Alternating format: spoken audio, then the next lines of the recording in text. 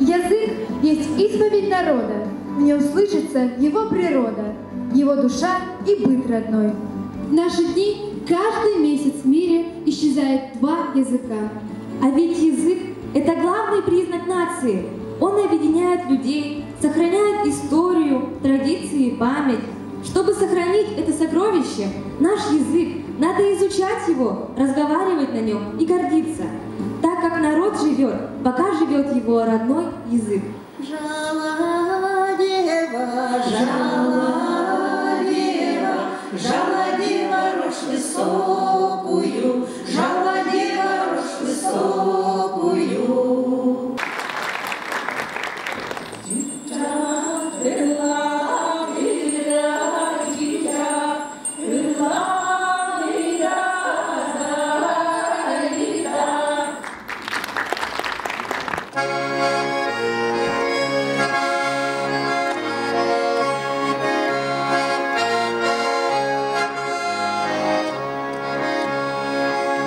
Ата журтум, туған елім мекенім, жан қубатым, сүйгөн жерім секетим, тоо ташындын, топрагыңдын, сууңдун, мен көрбөдүм, пайдасы жок бекерин.